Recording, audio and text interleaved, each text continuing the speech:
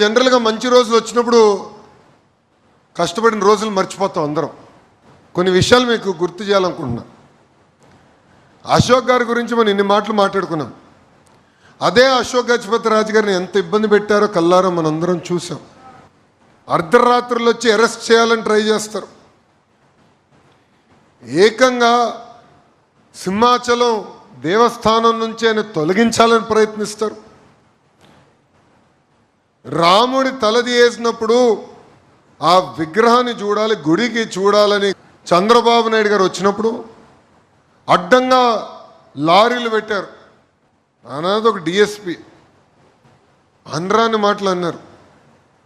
అన్నీ భరించాం. రామ్ తీర్థానికి వెళ్ళాం.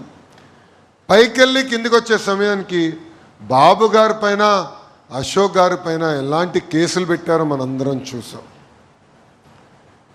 కానీ గొడ్డలి పార్టీకి ఒక విషయం తెలియదబ్బా, ఎన్ని కేసులు పెడితే మనకి అంత బలం. అరే నా పైన 23 కేసులు పెట్టారు, ఎస్సీ ఎస్టీ కేసు పెట్టారు, అటెంప్ట్ మర్డర్ కేసు పెట్టారు. నేను అనుకున్నా మర్డర్ కేసు కూడా పెట్టింటే భలే ఉండేదబ్బా అని. ఇంకా కొంచెం కసి పెరిగేది, ఆ 11 సీట్లు కూడా వచ్చేది కాదేమో అనుకున్నా. మొన్న ఎవరో కలిసినప్పుడు, కార్యకర్తలే కలిసినప్పుడు అన్నారు, అన్నా 5 సంవత్సరాలు భలే మారిపోయావు అన్నా అని. ఎందుకు మారాను అనుకుంటా అంటే గొడ్డలి పార్టీ అధ్యక్షుడి వల్లనే నేను ఈరోజు ఈ స్థాయికి వచ్చానన్నా. ఎర్రబుక్ గురించి ఎవడో తమ్ముడు అంటున్నాడు. అరే ఓపెన్ అండి బా, 10 పేజీల్లో ఉన్నా, 10వ చాప్టర్లో ఉన్నా.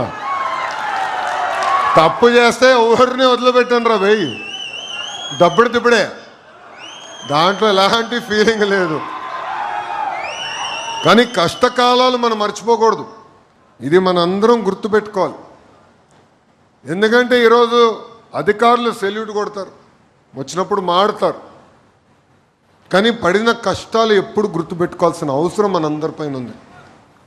ఎందుకంటే ఎదిగే కొద్దీ తగ్గి ఉండాలని పెద్దలు చెప్తారు.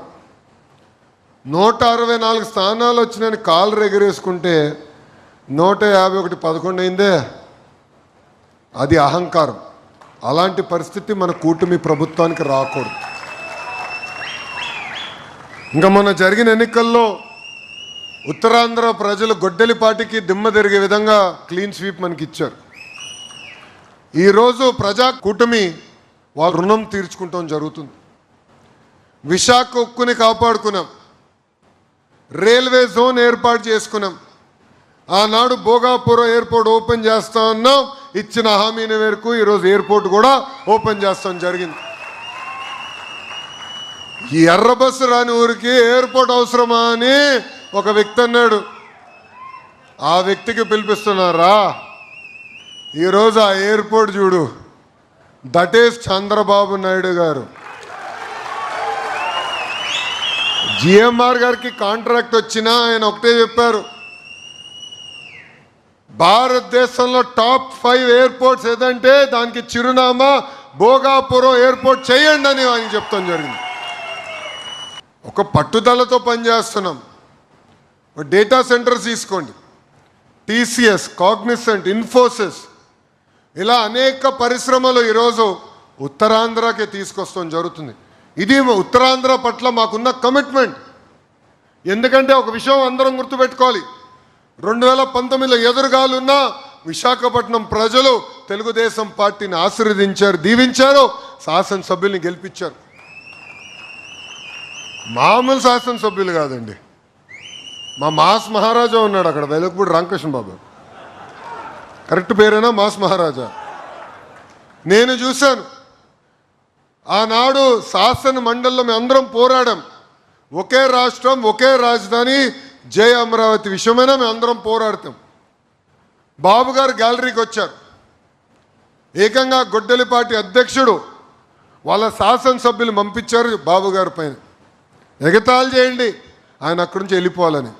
చాలా అండర్ ఎస్టిమేట్ చేశాడబ్బా మన నాయకుడిని. బాబు గారు మహాముండి కదల్లా, కానీ ఆయనకి అండగా నిలబడింది శాసనసభ్యులు. అది విశాఖపట్నం చెందిన శాసనసభ్యులు. ఒక పక్కన విశాఖపట్నం, ఇంకో పక్కన ప్రకాశం, ఇద్దరు ఒక గోడలాగా నిలబడి ఎప్పుడు బాబు గారి గురించి ఆలోచించాం.